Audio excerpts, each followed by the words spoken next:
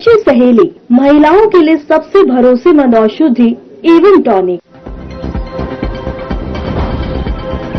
चंडीगढ़ में हुई high power purchase committee की बैठक, सीएम नायब सिंह सैनी ने की शिरकत, कई खरीद योजनाओं पर लगी मुहर।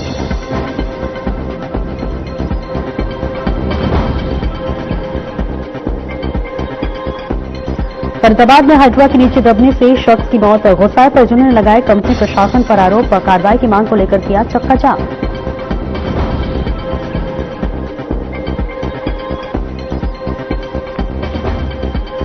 यमुनानगर के बहादुरपुर गांव में नर्सरी में मेला, महिला का शव अर्धनग्न में डेड बॉडी पर नहीं था सिर, शव की शिनाख्त में जुटी पुलिस।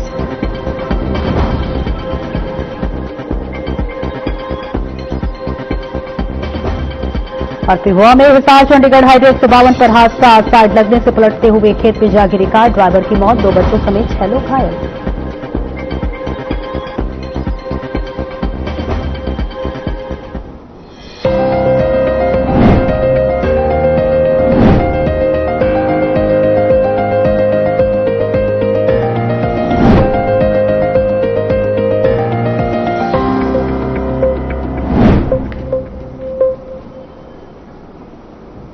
नमस्कार, मसला देख रहे हैं आप और मैं हूं आपके साथ सपना दीपक बद्देशा।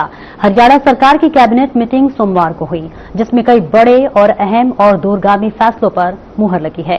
आज हम इन्हीं फैसलों पर करेंगे बड़ी बहस, क्योंकि ये न सिर्फ प्रशासनिक ढांचे को बदलने वाले हैं, बल्कि नागरिकों की रोजमर्रा की जिंदगी पर गहरा प्रभाव डालने वाले हैं। लेकिन सबसे पहले बात विधानसभा के शीतकालीन सत्र की, यानी 18 दिसंबर से शुरू होगा और इसकी अवधि का फैसला बिजनेस एडवाइजरी कमेटी के हाथों में छोड़ दिया गया है। सवाल ये भी है कि क्या इतने महत्वपूर्ण मुद्दों के बीच छोटा सत्र पर्याप्त होगा? कैबिनेट ने 21 में से 19 प्रस्ताव को मंजूरी दी है और इसमें सबसे अहम 6 जिलों के 17 गांव और सेक्टरों को एक तहसील से दूसरी तहसील में ट्रांसफर करना है। सरकार का दावा है कि यह निर्णय जनता की मांग पर लिया गया है और इसके साथ ही साथ सवाल भी है कि लोगों की समस्या इससे कम होगी या फिर नए विवाद खड़े होंगे। इसके बाद आपको बता दें कि बड़ा बदलाव जो है वो HCS मुख्य परीक्षा में सिलेबस और पेपरों की संख्या में बदलाव की बात की गई और अब 4 की जगह 6 पेपर और कुल 600 नंबर। तो क्या यह प्रतिभाओं को और मौका देगा या छात्रों पर बोझ डालेगा, ये भी बड़ा सवाल है। फिर बात नगर निकायों की करेंगे, जहां हरियाणा नगर पालिका अधिनियम 2025 को मंजूरी मिल चुकी है। अब राज्य की 87 नगर पालिकाएं एक ही कानून के तहत चलेंगी और ये कितना प्रभावी होगा और क्या इसमें स्थानीय स्तर पर पारदर्शिता बढ़ेगी? एक और बड़ा फैसला लिया गया है, जहां HSSC अब PMT और PST पास करने वालों में से एक पदों के 10 गुना उम्मीदवारों को नॉलेज टेस्ट के लिए बुलाएगा और उसका वेटेज होगा 97%। क्या ये भर्ती प्रक्रिया को और पारदर्शी करेगा? और इसके साथ ही साथ ये भर्ती प्रक्रिया जो पारदर्शी करेगा, ये विवादों को जन्म देगा, ये भी सवाल है। तो देखिए, आज कैबिनेट की बैठक हुई, जिसमें शीतकालीन सत्रों के तारीखों का भी ऐलान हुआ और इसके साथ ही साथ कहा जा रहा है कि जनता की मांग पर जो है कई अहम फैसले लिए गए हैं। इसके साथ ही साथ बता दें, विधानसभा सत्र की जो शीतकालीन सत्र की अवधि है वो 18 दिसंबर से शुरू होगा और इसकी अवधि का फैसला बिजनेस एडवाइजरी कमेटी के हाथों में छोड़ दिया गया है। कैबिनेट ने 21 में से 19 प्रस्ताव को मंजूरी दी और सबसे अहम 6 जिलों के 17 गांव सेक्टरों के तहसील दूसरी तहसील में ट्रांसफर करना है। सरकार का दावा है कि यह निर्णय जनता की मांग पर लिया गया है, लेकिन वाकई लोगों की समस्याएं कम होगी या नए विवाद खड़े होंगे, ये भी अपने आप में एक बड़ा सवाल जरूर उठता हुआ यहां पर नजर आ रहा है। तो इस बीच तस्वीरें आपको दिखा रहे हैं, जहां पर आपको बता दें कि हरियाणा सरकार की कैबिनेट मीटिंग सोमवार को हुई और इस मीटिंग में कई अहम फैसले लिए गए हैं। सीएम नायब सिंह सैनी की अध्यक्षता में यह बैठक में तय किया गया है कि विधानसभा का शीतकालीन सत्र 18 दिसंबर से शुरू होगा और वही सत्र कितने दिन तक चलेगा, इसका फैसला बिजनेस एडवाइजरी कमेटी के साथ करेगी। साथ ही बैठक में रखे गए 21 एजेंडों में से 19 प्रस्तावों पर मंजूरी दी गई है। तो वही सरकार ने नागरिक सेवाओं को बेहतर बनाने के लिए 6 जिलों के 17 गांव और सेक्टरों को एक तहसील से दूसरी तहसील में ट्रांसफर करने का निर्णय लिया गया है और ये लोगों के लिए मांग पर बनी कमेटी की सिफारिशों के बाद लिया गया है। वहीं कैबिनेट ने हरियाणा सिविल सर्विसेज नियमों में संशोधन को हरी झंडी दिखाई है और अब HCS मुख्य परीक्षा में पहले 4 पेपरों की जगह 6 पेपर होंगे, जिनका कुल वेटेज 600 अंक होगा। इसके साथ ही राज्य सरकार ने सभी नगर निगमों, नगर परिषदों और नगर पालिकाओं की एक ही कानूनी ढांचे में लाने के लिए हरियाणा नगर पालिका अधिनियम 2025 को मंजूरी दे दी गई है और अब 87 नगर पालिकाओं को अलग अलग कानूनों के बजाय एक समान अधिनियम के तहत संचालित किया जाएगा। इसके साथ ही HSSC और PMT और PST पास करने वालों में से विज्ञापित पदों की संख्या 10 गुना उम्मीदवारों को नॉलेज टेस्ट के लिए बुलाएगा। नॉलेज टेस्ट का वेटेज जो है वो 97% तय किया गया है। विभागीय सेवा नियमों और एग्रीगेटर लाइसेंस प्रक्रिया में संशोधन मंजूर किए गए हैं। ग्रीन एनर्जी वाहनों को बढ़ावा मिलेगा, जहां केंद्र सरकार के निर्देशों के अनुसार ओला, उबर जैसे एग्रीगेटर 1 जनवरी 2026 से केवल ग्रीन एनर्जी गाड़ियों को ही शामिल कर सकेंगे। इसके लिए राज्य एक क्लीन मोबिलिटी पोर्टल तैयार कर रहा है, जिसमें सभी लाइसेंस धारकों के वाहन का जो डेटा है वो होगा। तो ऐसे में हरियाणा विधानसभा सत्र जो है वो 18 दिसंबर से शुरू होंगे। कई अहम बड़े फैसले भी मंजूर किए गए हैं और ऐसे में देखना दिलचस्प होगा कि आखिर इन तमाम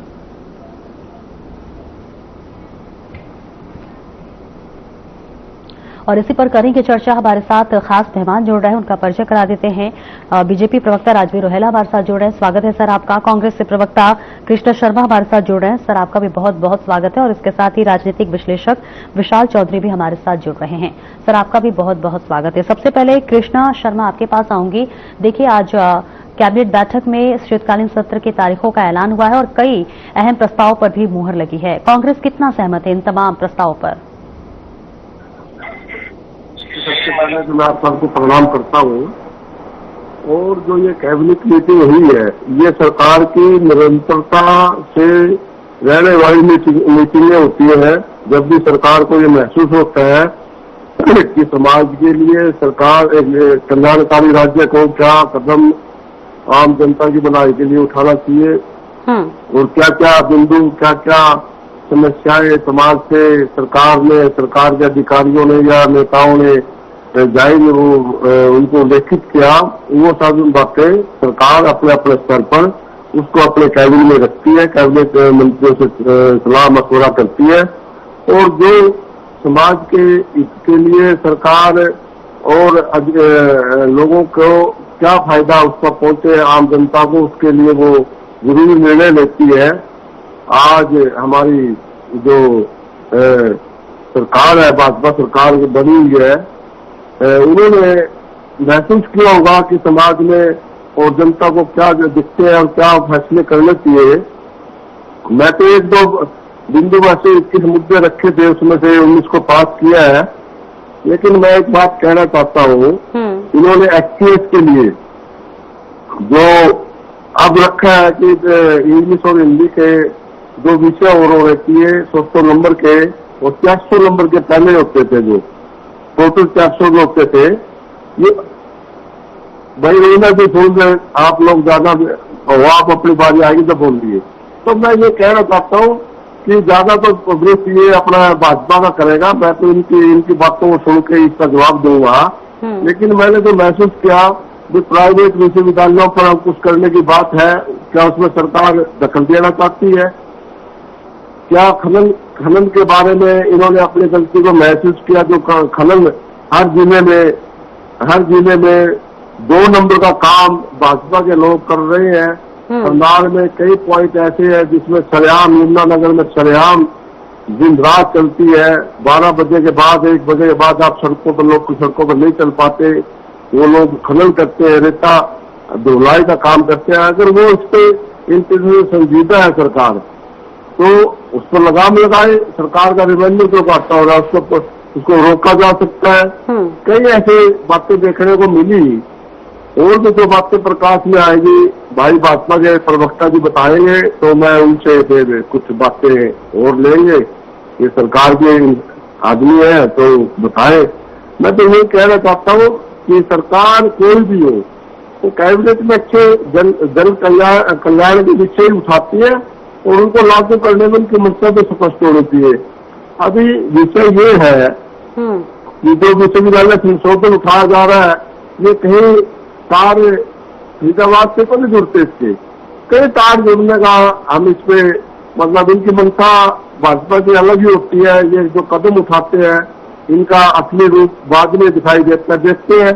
अब इस शीतकालीन हमारा अधिवेशन चलेगा, इसमें ये इन बातों को अमलीजामा देंगे और इनकी मंशा उसके बाद स्पष्ट होगी। लेकिन हमें तो अभी फैसला किया है कि विश्वविद्यालयों पर जो अंकुश लगाने की बात है वो कहीं न कहीं फरीदाबाद से भी इस विश्वविद्यालय के और अंकुश लगाने का इनकी मतलब मंशा जाहिर आ रही है।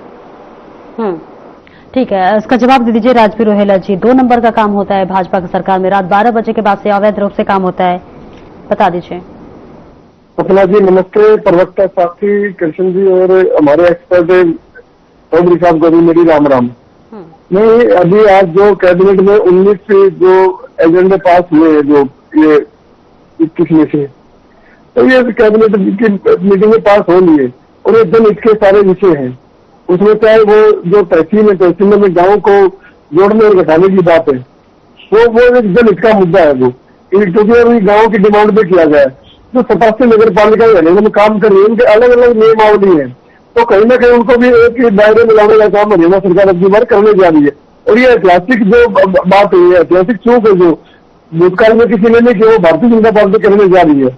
और टूरिस्ट वाहनों के लिए एक नई नीति लाएंगे, जिससे कि मतलब जो वाहन चालक है या जो मालिक है उनको फायदा हो। और ऐसे जो कार्यकारी शाखा नियमों में जो हमने संशोधन किया है, वो भी हमने जो एचसीएस के अधिकारी है, जो अभ्यर्थी है, उनके लिए वो बड़ा फायदेमंद रहने वाला है। और जो पुलिस भर्ती में एनसीसी का प्रोत्साहन, एनसीसी एक बहुत पुराना कैडर है, ठीक है ना। तो एनसीसी को जो प्रोत्साहन देने के लिए जो पुलिस भर्ती में जो नियमावली आएगी, वो भी कहीं ना कहीं हरियाणा के युवाओं को आगे बढ़ाने में सहायक होगी। और एग्रीगेटर जो लाइसेंस के लिए मोटर वाहन नियम है, तो इसको भी ओला उबर में जो बोलते हैं उसको, जो कौन सा एक वो होता है जो ग्रीन एनर्जी वाला जो, तो उसको भी लाने का काम किया जा रहा है हरियाणा में। तो ये बड़ी चीजें हैं, ये पेट्रोल की खपत कम होगी। तो ये काफी जो परिवर्तन है, जो जिला शिक्षक की भर्तियों जो शिक्षक है उनके लिए जो बदली का जो एक व्यवस्था है, वो भी हम बदलने जा रहे हैं अगली बार। तो ये काफी चीजें जो विधानसभा अब की बार आएंगी। लेकिन मैं जो शर्मा जी ने जो बात कही है, अभी मैं पॉलिटिक्स में आ जाता हूँ, लेकिन मैंने पॉलिटिक्स शुरू कर दी। तो इन्होंने खनन की बात की, तो मैं कहता हूँ विपक्ष क्या कर रहा है? सरकार कार्रवाइयां करती है, सरकार कभी यह नहीं है कि मूक दर्शक होकर देखती है। जहां भी सरकार को कोई नियम का उल्लंघन दिखता है, वो कार्रवाई करती है। ये आप हमारा जो इसका एक हमारा एसीबी का एक ट्विटर अकाउंट है या उनका सोशल मीडिया में देखो जाकर, हमने भ्रष्टाचार पर 0 टॉलरेंस की नीति अपना रखी है। शिकायत करता तुरंत प्रभाव से कार्रवाई होती है। बहुत से अधिकारी पकड़े जाते हैं, बहुत से अन्य लोग पकड़े जाते हैं। या आपने तो खनन की बात की, आप शिकायत कीजिए प्रूफों के साथ। अब यहाँ बैठ के तो आप यहाँ बैठे हैं, अगर आपके उधर कुछ हो रहा है तो क्या किया जा सकता है? तो चौकन्ना तो आपको गिराना चाहिए, ठीक है ना। तो हर नागरिक का भी दायित्व है, जो टॉलरेंस की नीति पर हम काम करें, ट्रांसपेरेंसी हो। और सरकार अपने तरफ से लगातार प्रयास करती है कि भाई हमने जनता को राहत देने, किसी न किसी विषय में जो भी सरकार के पास विषय आते हैं उनको सुना जाता है, उनका समाधान निकालने की कोशिश की जाती है। और मुख्यमंत्री जी जी तो ऐसे हैं जो 24/7 जनता के लिए उपलब्ध है। लाखों लोग उनसे कभी कुदरी में मिल चुके हैं, जहां भी वो जाते हैं, अगर कहीं रखते हैं 10 आदमी में मिल जाते हैं तो वो उनसे भी मिलते हैं, उनकी बातों को सुनते हैं, उनका समाधान ऑन दी स्पॉट करने का प्रयास करते हैं। तो मुझे लगता है जो सेशन आएगा उस सेशन में पॉजिटिव में जाना चाहिए और सवाल खड़े कराने चाहिए विपक्ष द्वारा। और हरियाणा सरकार बिल्कुल हर सवाल का जवाब देने के लिए तत्पर है। और आने वाले समय में जब विधानसभा का सेशन आएगा तो आप उसमें देखेंगे जी, हमने भारतीय जनता पार्टी की सरकार से लिटिगेशन सरकार है, हम हर विषय से निकले करते हैं। हमारे लिए तो निजी कोई एजेंडा नहीं है। और फरीदाबाद की जो यूनिवर्सिटी है, जो भी है, वो चीजें सारे कानून के दायरे में है। जो कार्रवाई होगी वो निश्चित तौर पर होगी, उसमें कोई भी गफलत नहीं की जाएगी, ना कोई बर्दाश्त किया जाएगा, ठीक है ना। तो शर्मा जी मुझे लगता है आप अच्छे विपक्ष है, तो हमें भूमिका नहीं भाई, सवाल खड़े कीजिए, सवाल हम देंगे, ठीक है ना। तो ऐसा एक आज विपक्ष है कहाँ? विपक्ष है कहाँ? विपक्ष आपस में लड़ रहे हैं। कांग्रेस में कुलदीप शर्मा निकल क्या बोला है, डीटीसी एचसीसी, वो उन्होंने ब्रिजेंद्र सिंह के जो कार्यक्रम उसमें बोला है, जेपी ने क्या बोला उसके ऊपर, जो ब्रिजेंद्र सिंह ने बयान दिया था। तो आज की कांग्रेस में फूट है, लूट है, टूट है। तो मुझे लगता है आपको घर संभालने की आवश्यकता है और जनता को हरियाणा के यशस्वी मुख्यमंत्री नायब चेहरे जी अच्छे से संभाल रहे हैं, सेवा कर रहे हैं, तो अच्छे रहेंगे। ठीक है, इसका जवाब दीजिएगा कृष्णा शर्मा जी, लेकिन उससे पहले विशाल चौधरी आपके पास आऊंगी। आज 21 प्रस्ताव में से जो 19 प्रस्ताव पर मुहर लगी है, क्या लगता है आपको प्रशासन में बड़ा सुधार हुआ? देखिए, मैं सबसे पहले अपने साथी प्रवक्ता को स्वागत करना चाहूंगा और बताना चाहूंगा कि हरियाणा के अंदर जो कैबिनेट की बैठक में जो शीतकालीन सत्र के बारे में जो चर्चा भी हुई और जो 21 में से 19 प्रस्तावों पर बात हुई है, तो सरकार में उसमें बहुत अच्छे विषय हैं, जैसे मान लीजिए सीएनजी या जो पेट्रोल की गाड़ियां हैं उनका कार्यकाल 12 साल का है। इसके अलावा जो टूरिस्ट परमिट है उनको परमिशन की बात है, या परीक्षा में जो बात तो मेरे साथी ने बताई कि परीक्षा में जो 600 नंबर हुआ करते थे उनको 600 की जगह 609 करने का काम किया गया, और जो सब्जेक्ट 4 थे उसकी जगह 6 सब्जेक्ट आगे से पढ़ाने की मंजूरी के लिए बात की गई है। देखिए, जहां तक बात शिक्षा की है, तो अगर 4 सब्जेक्ट थे, अगर 6 सब्जेक्ट सरकार बढ़ाने का काम कर रही है, तो बच्चे के भविष्य के लिए सिलेबस को कुछ अच्छा करने का काम करेगी, तो सिलेबस को कुछ अच्छा ऐसा होगा जो अच्छी चीजें शामिल की जाएंगी।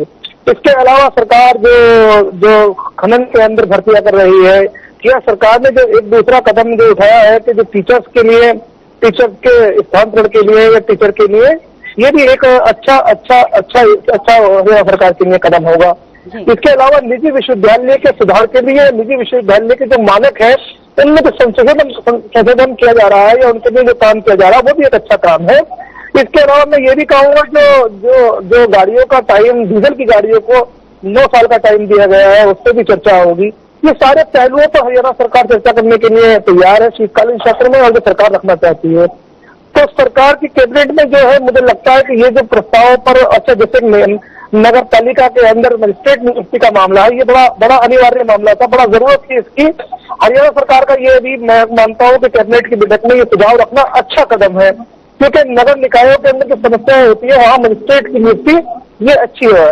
दूसरा, एक तो 17 ग्राम पंचायतें थी जिन्हें तहसीलों में, अलग अलग तहसीलों में की बहुत दिनों से मांग थी, उस पर भी चर्चा की गई है। तो हरियाणा सरकार की जो चर्चा उस पर हुई है, तो मैं ये कहूंगा जो हमारे साथी कांग्रेस के भी कह रहे थे कि कैबिनेट के सुझाव से या इसको जो समझौते से या विपक्ष का भी मशवरा लेना चाहिए। तो जो शीतकालीन सत्र होगा तो उसमें मुझे लगता है कि जो विपक्ष के विधायक होंगे, अगर वो बजट पर अपनी चर्चा करेंगे, जो इस पर चर्चा करेंगे अपने प्रस्तावों पर, तो विपक्ष की भी मंजूरी होनी या विपक्ष का भी सुझाव होना अच्छी बात है। अगर किसी सरकार के अंदर अच्छा विपक्ष सामने बैठा हो और उसके सुझाव अच्छे हों, तो सरकार को चाहिए कि विपक्ष के सुझावों को भी अमल करना चाहिए या उन पर गौर करना चाहिए। बिल्कुल, आपके पास आऊंगी कृष्ण शर्मा जी, लेकिन उससे पहले एक छोटे से ब्रेक का वक्त हो गया है, जल्द लौटते हैं।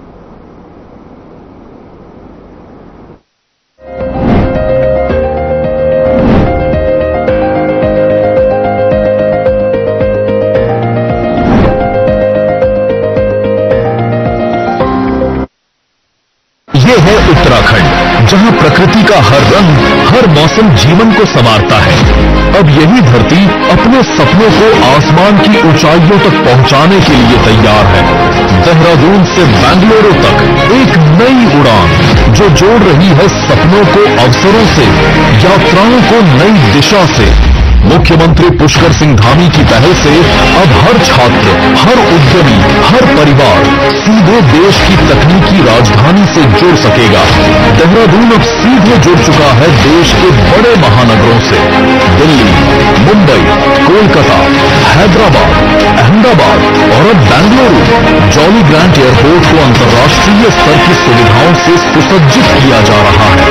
पिथौरागढ़, चिन्यालीसौर, गौचर और नैनी सैनी जैसे क्षेत्रीय हवाई अड्डे अब दूरस्थ इलाकों को जोड़ रहे हैं।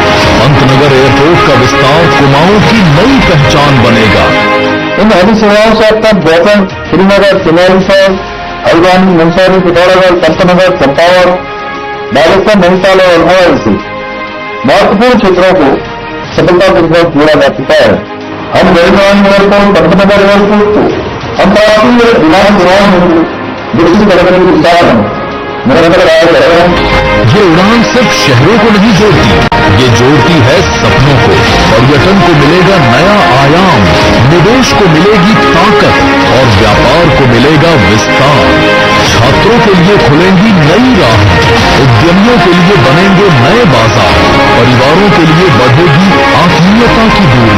आइए मिलकर बनाएं एक ऐसा उत्तराखंड जहां हर सपना ऊंचाई छुए, हर यात्रा सहज बने, हर लक्ष्य साकार हो। उत्तराखंड, अवसरों की नई उड़ान, विकास की नई पहचान।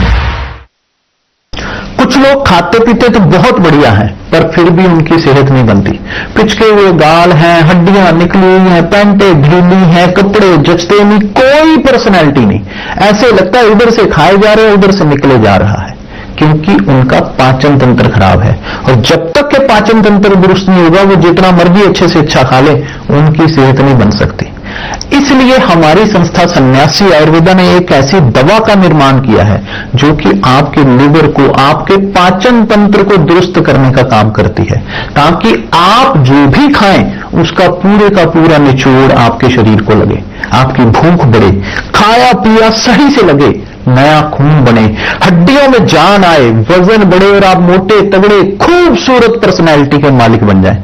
सिर्फ 655 रुपए की पूरे 1 महीने की दवा होती है और आप इसे घर बैठे 01145454545 पर फोन करके दवा मंगवा सकते हैं।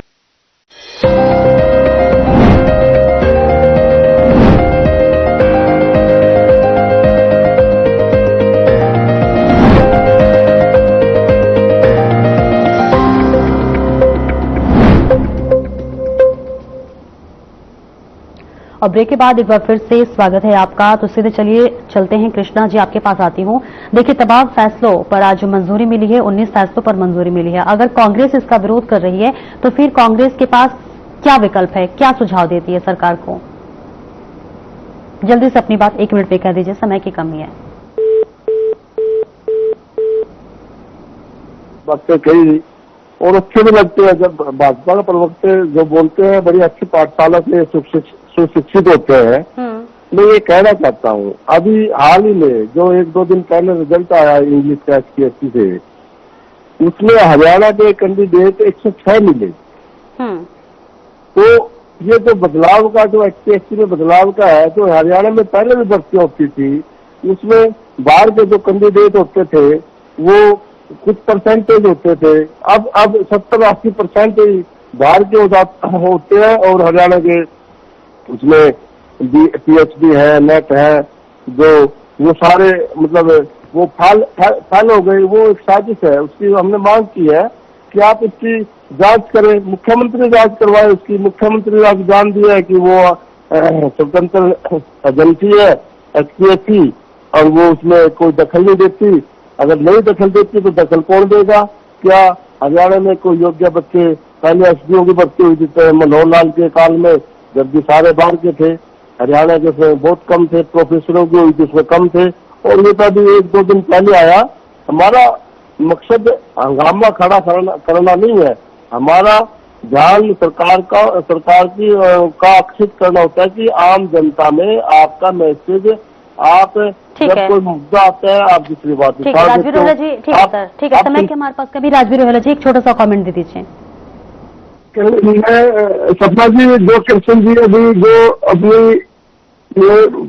वक्त पढ़ रही है, मुझे लगता है इन चीजों, क्योंकि SPSC एक संवैधानिक होने सकता है और उनके अपने नियम कायदे होते हैं और इसमें इनको मैं अपडेट कर दूं, इनको पता नहीं। जो रिजल्ट आया उसमें 151 बच्चे हरियाणा के, 106 नहीं 154 है, 151 है सर।